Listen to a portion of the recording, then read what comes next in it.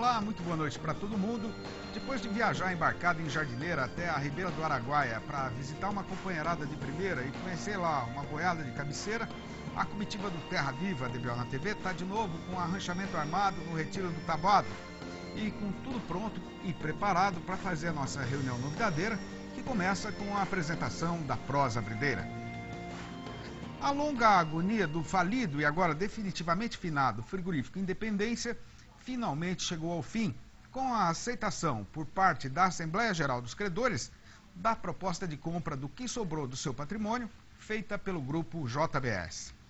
Numa reunião parecida mais com velório do que com negociação comercial, ficou resolvido passar para o futuro dono as unidades de Nova Andradina e Campo Grande, em Mato Grosso do Sul, de Senador Canedo, no Goiás, e de Rolim de Moura, na Rondônia, mais 2 curtumes, um em Mato Grosso do Sul e outro na Rondônia, 2 centros de distribuição no estado de São Paulo e ainda todas as marcas que pertenciam ao gigante caído.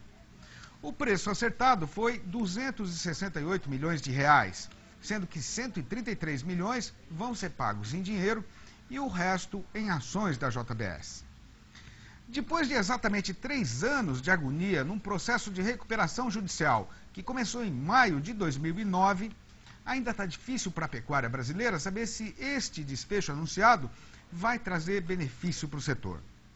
O primeiro lado da questão é que, mesmo conhecendo bem o novo dono, parece certo que é melhor ter estes frigoríficos funcionando do que ver tudo fechado e as máquinas enferrujando. Um dos problemas é que o negócio feito não desfaz a preocupação a respeito do dinheiro devido pelo fornecimento de gado, que ninguém sabe direito quando nem quanto o fazendeiro vai receber. Alguma coisa vai caber ao pecuarista, mas com certeza vai ficar muito longe do valor total do crédito que está lá pendurado.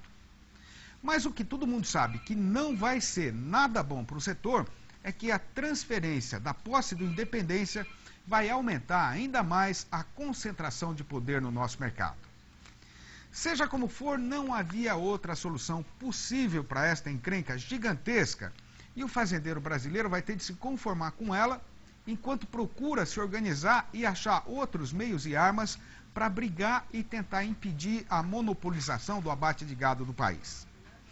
E assim, benzido então o morto e resolvidos os detalhes do sepultamento, o que ficou na praça em geral, depois da confirmação da notícia, foi um pequeno alívio pelo fim do sofrimento provocado pela incerteza a respeito do destino do moribundo.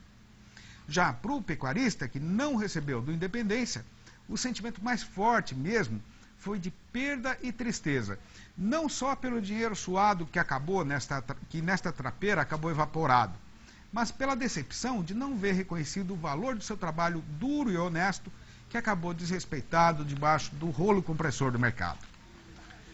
Começou hoje e vai até amanhã, aqui na capital de São Paulo, a reunião de trabalho promovida pelo portal Beef Point para discutir o mercado do boi e da carne e os desafios da pecuária de corte no Brasil. E conforme a gente tinha prometido, sendo o Terra Viva o canal oficial do evento, o amigo não vai perder nada do que está sendo lá discutido. Confira na reportagem da nossa companheira Andréa Fogaça. Mesmo com a leve recuperação da produção de carne bovina por alguns países, como a Argentina e Uruguai, o cenário global aponta que outros fornecedores estão reduzindo a oferta, entre eles a Europa e o principal produtor mundial, os Estados Unidos. E essa situação deve favorecer o Brasil. O montante global ofertado tende a continuar restrito. Então, o aumento mais positivo do Brasil tende a fazer com que o nosso país recupere parte das exportações que diminuíram nos anos anteriores. Apesar do Brasil ser referência mundial na pecuária bovina, o país pode aprender com outros fornecedores. Tem muita coisa boa acontecendo aqui. Talvez na média o Brasil está pior do que a Austrália. Mas o grande diferencial da Austrália é a organização do setor, a organização da cadeia, né, como as entidades trabalham, uma visão de longo prazo, uma relação menos adversarial entre produtores e frigoríficos. A Índia também vem se destacando nas exportações. Segundo estimativas do Departamento de Agricultura dos Estados Unidos, o país asiático deve se tornar, em 2012, o maior exportador de carne bovina do mundo, passando os Estados Unidos, a Austrália e o Brasil, que hoje detém o primeiro lugar do ranking. Olha, a Índia está se tornando o maior exportador de carne do mundo por uma série de motivos, porque ela tem um rebanho muito grande de búfalos, né? Hoje tem 100 milhões de búfalos na Índia, que produz leite, que é muito rústico, que fornece tração e pode ser abatido na Índia, porque o gado é proibido por lei ser abatido. Então, você tem uma oferta muito grande de carne, de carne barata, de carne de baixo custo, e essa carne está sendo vendida, sendo exportada, até porque a Índia também não tem um consumo interno grande. Outro nicho bastante promissor é o mercado kosher, que exige o abate de acordo com os preceitos da religião judaica. Segundo este especialista, os custos são maiores, mas o produto tem valor agregado e a demanda é grande. Este também foi um dos assuntos discutidos no encontro realizado em São Paulo. O Brasil tem 180 mil judeus, né? Sendo que aproximadamente 80 mil estão na cidade de São Paulo. E o crescimento que a gente vem tido ao longo desses últimos 7 ou 8 anos foi muito expressivo, então isso mostra que a gente ainda tem muitos lares judaicos para chegar, que a gente ainda não chegou. Diferentemente do que aconteceu no ano passado, quando a maior parte do gado da safra só chegou no mercado em junho, neste 2012 que está em curso, a oferta está se concentrando agora em maio. E o resultado todo mundo está vendo na praça, né?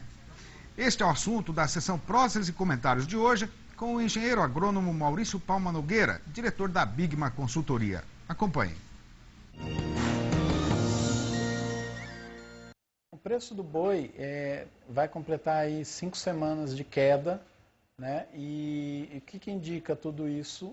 Aparentemente que nós estamos vivendo justamente o período de maior oferta, que geralmente acontece aí entre abril e junho. Em 2011, essa oferta foi maior em junho, foi quando o preço do boi caiu, né? E em 2012 isso está acontecendo em maio. Então é normal, é a hora que todo mundo solta os animais, que alivia um pouco as pastagens das fazendas. É geralmente um momento de maior pressão de preço, então a gente vive esse período baixista, né? A tendência para as próximas semanas é isso se equilibrar e a gente vê em que patamar que o mercado para, mas deve voltar a melhorar o preço do boi, que agora a gente começa a ter de junho em diante o período de entre-safra.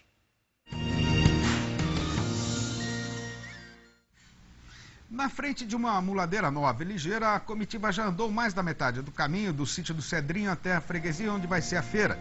E sem ter precisão de andar na correria, a gente faz uma parada na beira do Corguinho para tomar fôlego e água e depois pegar de novo a estrada e conversar a respeito dos seguintes assuntos. Exportação brasileira de carne industrializada esmagreceu no mês passado. E no mercado do boi gordo, o carretão agora está largado na banguela e despinguelado na descida do estradão. O Terra Viva DBO na TV volta dentro de 1 minuto e mais um tiquinho. O Ministério do Desenvolvimento e Comércio Exterior divulgou o balanço das exportações brasileiras de carne industrializada e o resultado mostrou um despencamento de 10,1% no faturamento dos exportadores e de 6% no volume embarcado. E para explicar os motivos desse desarranjo acontecido no mês passado, a gente pediu a ajuda da zootecnista Pamela Alves, analista da Scott Consultoria, que conversa com os companheiros ao vivo, pelo computador, direto de Bebedouro, na região central do estado de São Paulo. Boa noite, Pamela. Muito obrigado por mais esta sua participação aqui no Terra Viva DBO na TV. Boa noite, Sidney. Boa noite a todos. Ô, Pamela, o que foi que atrapalhou as exportações de carne industrializada do Brasil no mês passado, hein? Sidney, a gente tem, por exemplo, os Estados Unidos, né, é o principal comprador nosso e, por ser o principal comprador, qualquer alteração já impacta no total. Os Estados Unidos reduziu em 11% o volume e isso, somado também à tonelada equivalente de carcaça mais barata no mês passado, acabou culminando num resultado de faturamento menor do que em março último, né? Agora, em relação ao mês de abril do ano passado, Pamela, como é que foi o comportamento do mercado? Os resultados também foram menores, né? O faturamento caiu 2% e o volume caiu 9%, né? E apesar dessa redução, né, a tonelada equivalente de carcaça mais cara em abril desse ano, acabou contrabalanceando um pouquinho aí o faturamento também, mas também inferior. Agora, Pamela, a recente alta do dólar, que a gente está assistindo aí todo dia, né? Pode ajudar a tirar as vendas de carne industrializada da descida da ribanceira? Na verdade, Sidney, as exportações de carne industrializada elas estão bem, né? Estão melhores aí no primeiro quadrimestre desse ano em relação ao último, né? A gente tem que o volume está parecido, está o mesmo, mas a receita aumentou 9% e com certeza, né? O dólar, né? A subida do dólar que a gente tem acompanhado aí nos últimos meses tende sim a tornar as exportações no geral mais atraentes aí no caso para o frigorífico, né? Ô, Pamela, será que essa queda, então, é uma coisa só, digamos assim, episódica, passageira, uma nuvem passageira no mercado? Pode ser que sim, né? A gente vinha em alta, na verdade, de janeiro até março, né, nas exportações e tivemos essa redução aí em abril, né? Tem que agora aguardar para ver como é que vai ser o resultado de maio. Ô, Pamela, você falou aí que os Estados Unidos continuam sendo o nosso maior freguês nesse mercado de carne industrializada, né? Isso. Já dá para dizer que a gente superou aquela crise provocada pelos resíduos de vermífugo na carne, que provocou a suspensão dos embarques lá no ano passado? A gente está caminhando para isso sim, viu, Sidney? No caso, os resultados para os Estados Unidos eles já estão semelhantes à média dos meses passados, né, dos meses pré-embargo aí. Então a gente pode dizer isso sim, que está caminhando para isso sim. Quer dizer que o pecuarista brasileiro estava fazendo a sua lição de casa nesse ponto, será, hein, Pamela? No caso, nem o pecuarista, assim, mas tá fazendo assim. Tá? No caso, as exportações estão aumentando, né? Aumentaram aí de janeiro a março, tendo essa pequena redução aí nos Estados Unidos, mas também ascendente, né? Do começo do ano até março. Certo. Teve essa pequena redução aí agora, mas ascendente. Tá. Ô, Pamela, e tirante os Estados Unidos, quem são hoje os principais importadores da carne industrializada brasileira, hein? A gente tem o Reino Unido, né? Na sequência aí dos Estados Unidos, né? E Angola também é um importante comprador, e Chile na sequência, né? O quarto principal comprador da nossa carne industrializada, bovina. Agora, qual é hoje o tamanho do mercado de carne industrializada e o que ele representa no conjunto das exportações da cadeia do setor no Brasil, juntando tudo, carne in natura, industrializada? Qual é a representatividade desse mercado, Pamela? Olha, a carne bovina industrializada é o segundo item mais exportado, né? E representa 14% do faturamento de exportação aí dos produtos bovinos totais e é 27% do volume, né? E é também o produto bovino mais barato, né? Então a gente tem o menor preço aí para todos, considerando todos os produtos bovinos, é a carne bovina industrializada. Então por isso que é responsável por 27% do volume, porém 14% do faturamento. Tá legal. Muito obrigado, então, Pamela, por mais essa sua participação aqui no programa. Dá um grande abraço aí pro pessoal da Scott, para todo mundo, para você também e até a próxima. Obrigado, Sidney. Boa noite e boa noite a todos. Boa noite. O dinheiro nunca é o que vem primeiro na vida do boiadeiro, mas estando na lida de engordar o pantaneiro, carece sempre de fazer uma boa provisão para atender as coisas de maior precisão. Pois então, a hora agora é de prestar atenção no que está sendo falado no mercado a respeito do boi gordo e da sua cotação.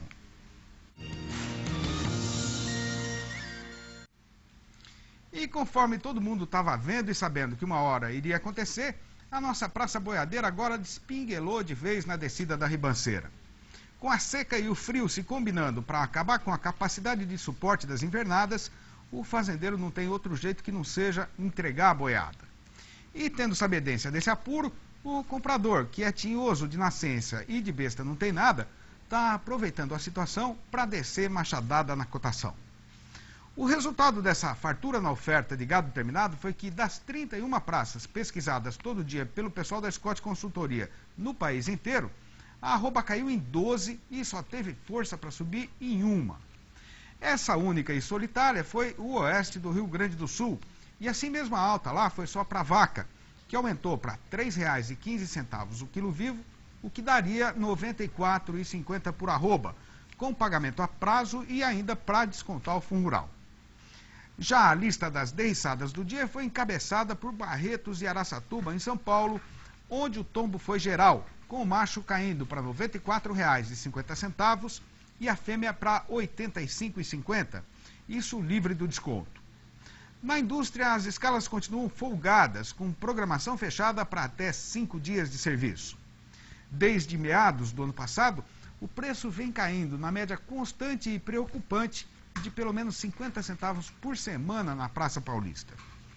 Caiu tudo também em Belo Horizonte, a capital das Minas Gerais, com o boi voltando para R$ 88,00 e a vaca para R$ 84,00. No Norte Mineiro, o macho escorregou para R$ 87,00 e a fêmea para R$ 83,00. A mesma coisa aconteceu em Goiânia, a capital do Goiás, onde o boi vale agora R$ 83,50 e a vaca R$ 77,50. Em Campo Grande, a capital de Mato Grosso do Sul, a fêmea foi derrubada para R$ 79,00. No sudoeste de Mato Grosso, o boi desceu a R$ 86,50 e a vaca a R$ 77,00. No norte do estado, a fêmea caiu para R$ 77,00.